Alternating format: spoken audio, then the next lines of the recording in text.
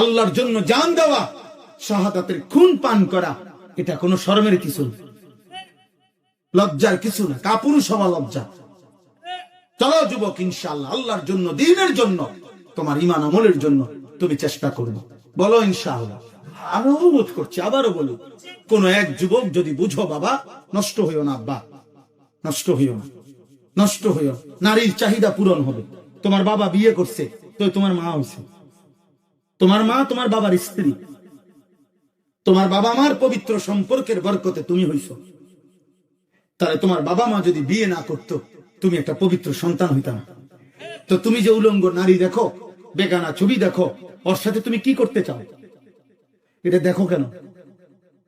যদি বলো জিনা করতে চাই, তার সাথে হারাম সম্পর্ক, তো একই সম্পর্ক তোমার পূর্বপুরুষ যদি করত, তো তুমি সন্তান কেমনে পবিত্র হইতা? কথা বলে না তো? তো বাবা মা যদি তোমার পবিত্র না হতো, তুমি আইতা কেন? এই পৃথিবী তোমাকে কি বলতো তখন? তাহলে তুমি নির্লজ্জের মতো ভিন নারী দেখবা কেন? সমস্ত যুবককে আমি বললাম, নারী দেখো, মোবাইলে উলঙ্গ ছবি দেখো, ওটা তোমার মা, ওটা তোমার বোন, ওটা তোমার স্ত্রী, তোমার মেয়ে। এটা এই নাফরমান যুবক, বলো তোমার মা কেমন উলঙ্গ দেখুক কেউ? তুমি যা দেখো, তোমার বোনকে দেখুক, তোমার বোন মেয়েকে দেখুক এমন উলঙ্গ, এমন নাচনেওয়ালি, এমন নর্তকীর মতো তোমার মাকে কেউ দেখুক। তোমার গায়রত, তোমার আত্মসম্মানে লাগবে না? তোমার প্রেস্টিজে লাগবে না? তোমার কলিজায় লাগবে না? এটা তুমি মাইনা নিবা? তো অন্য মানুষ কেমনে মানবে?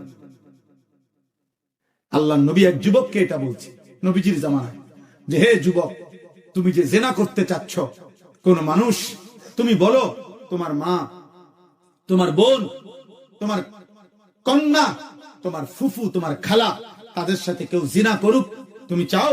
সে বলছে না।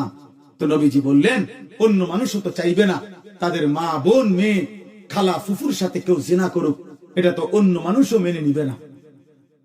সেই যুবক চোখের পানি ফেলে বলছে, ইয়া রাসূলুল্লাহ, আমি তওবা করলাম, আজ থেকে আমি আর কোনোদিন এমন হারাম কথা ভাববো না, করবো না। নবীজি তার জন্য দোয়া করে দিছে।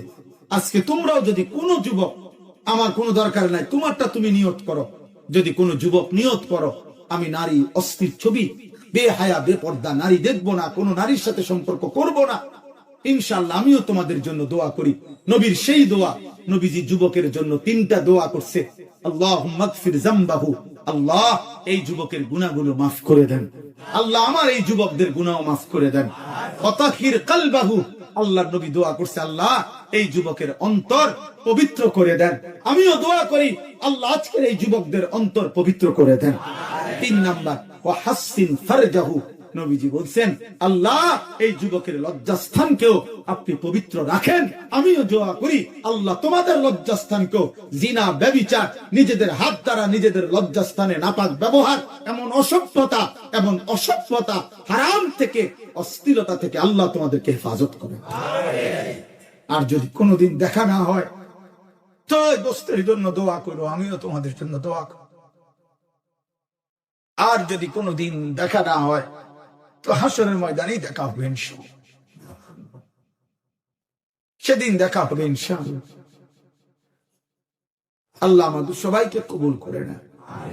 আমাদের ভারসাম্য দরকার। বাবা বয়স্ক, বাবা আপনাদেরকে বলি, শেষ বয়সটা চা দোকানে আড্ডা দিয়ে না, বা নর্তকী দেখেন না, নাটক, সিনেমা, নাচ, গান, বিড়ি, সিগারেট, এই বেহুদা কাজে বিকাল বেলা যদি কোনো কাজ না থাকে, রাত্রিবেলা চাচা, বাবা তসবিহ পড়েন, তসবিহ, আব্বা তসবিহ পড়েন, সুবহানাল্লাহ, আলহামদুলিল্লাহ, আল্লাহু আকবার, লা ইলাহা ইল্লাল্লাহ। বেশি বেশি আল্লাহকে ডাকেন।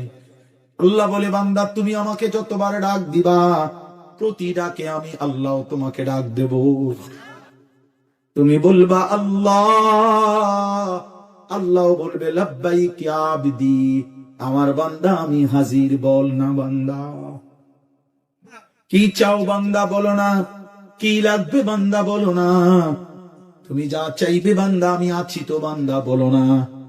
বান্দা আবারও বলে আল্লাহ, আল্লাহ বলে বল না বান্দা, লাব্বাইক ইয়া আবদি, বান্দা আবারও বলে আল্লাহ, একবার বলে সুবহানাল্লাহ, একবার বলে আলহামদুলিল্লাহ, একবার বলে আল্লাহু আকবার, একবার বলে লা ইলাহা ইল্লাল্লাহ। বান্দাকে বারবার আল্লাহ বলে, বান্দা বলো না কি চাও, কি চাও, কি চাও বলো না। আল্লাহ যখন দেখে বান্দা কিছুই চায় না, বরং আল্লাহকেই ডাকে, আল্লাহকেই ডাকে, খোদার কসম হাদিসে আছে, আল্লাহ তখন নিজেই ডাক দিয়ে বলে, বান্দা আমি বুঝছি তুমি আমারে ডাক দিয়ে মজা পাইছো, ঠিক আছে বান্দা তুমি আমারে ডাকতে থাকো, আমি তোমার প্রয়োজন পূরণ করতে থাকি।